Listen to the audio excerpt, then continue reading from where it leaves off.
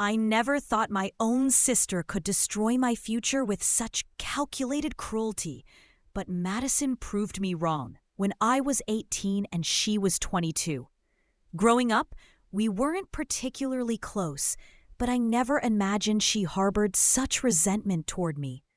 My parents had been saving for my college education since I was born, accumulating nearly $40,000 in a dedicated account.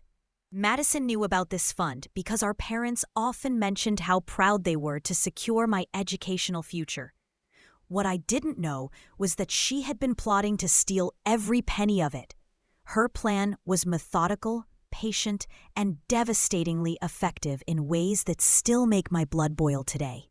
The theft happened during the summer before my senior year of high school, just months before I would need those funds for university applications and deposits.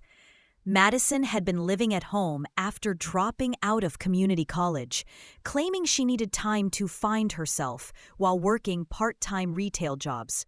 She had gained access to our parents' financial information by watching them enter passwords and memorizing security details over several months.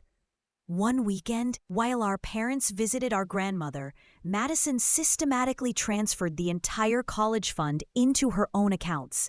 She had prepared everything in advance, including fake documents and a convincing story about an investment opportunity that required immediate action to secure my educational future. When my parents discovered the missing money the following Monday, Madison was already gone.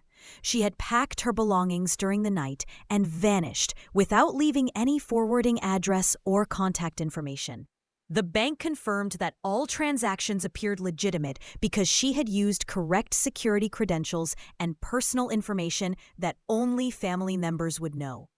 My parents were devastated, not just by the financial loss, but by the betrayal from their own daughter. They filed police reports and hired a private investigator, but Madison had covered her tracks well. She had withdrawn everything in cash from multiple ATMs across different states, making the money virtually untraceable once it left the banking system completely.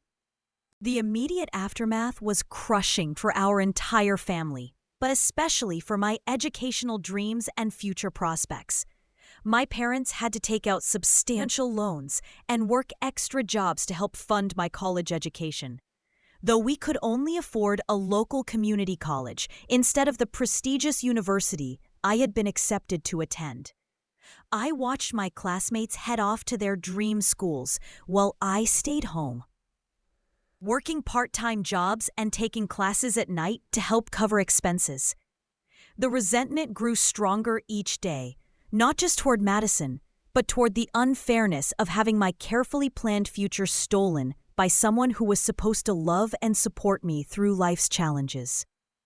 Years passed slowly, and I rebuilt my life through sheer determination and countless sacrifices that Madison would never understand or appreciate. I eventually transferred to a 4-year university, graduated with honors despite the financial hardships, and built a successful career in marketing and business development. My parents never fully recovered from the betrayal, and Madison's name became forbidden in our household conversations.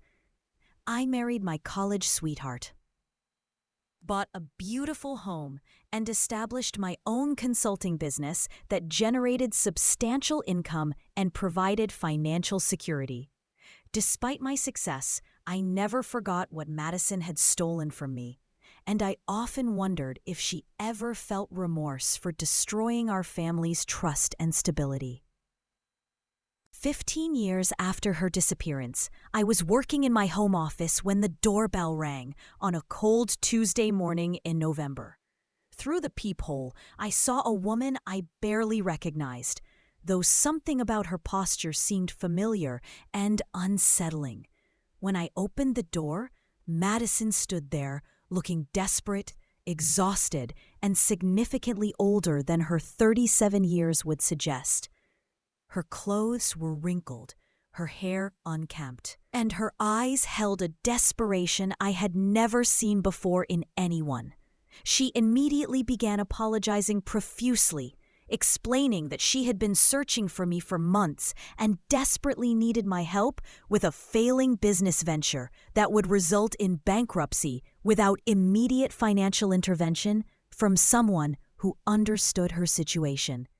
Madison explained that she had used my college fund to start various business ventures over the years, most of which had failed spectacularly due to poor planning and inexperience. Her current situation involved a restaurant she had opened 2 years ago that was now drowning in debt and facing immediate closure. She owed nearly $60,000 to suppliers, landlords, and employees, and bankruptcy seemed inevitable without immediate cash infusion. She claimed that she had tried everything else, including loans from banks and investors, but her credit history was too damaged from previous business failures. Madison begged me to lend her the money, promising to pay back everything she had stolen plus interest, and swearing that this time would be different from her past mistakes. I listened to her entire sob story with growing satisfaction, watching her squirm as she realized I wasn't immediately offering the help she so desperately needed from me. When she finished her pathetic plea, I smiled calmly and told her exactly what I thought about her request and her situation. I explained that I had built my success without her stolen money, that my parents had suffered years of financial hardship because of her selfish actions, and that her current predicament was simply karma finally catching up with her choices. I informed her that not only would I not help her, but I would be calling our parents to let them know she had contacted me, something that would undoubtedly cause them additional emotional pain and stress. Madison's desperation turned to anger as she realized I had no intention of helping her escape the consequences of her actions and poor business decisions. She accused me of being heartless and vindictive, claiming that family should always help family, regardless of past mistakes or personal grievances. I calmly reminded her that she had forfeited any right to family loyalty when she stole my future and abandoned us without explanation or remorse. As I closed the door in her face, I felt a deep sense of satisfaction, knowing that justice had finally arrived, even if it took 15 long years. Sometimes the best revenge is simply allowing someone to face the natural consequences of their choices, while you watch from a position of strength and success. The last I heard from mutual acquaintances, Madison's restaurant closed permanently within 3 months of her visit, and she filed for personal bankruptcy shortly afterward. Meanwhile, I continue to thrive in my business and personal life, surrounded by people who genuinely care about my success and happiness. The experience taught me that sometimes the universe has its own way of balancing the scales, and patience can be the most powerful form of revenge when you build something meaningful while waiting for justice to arrive naturally.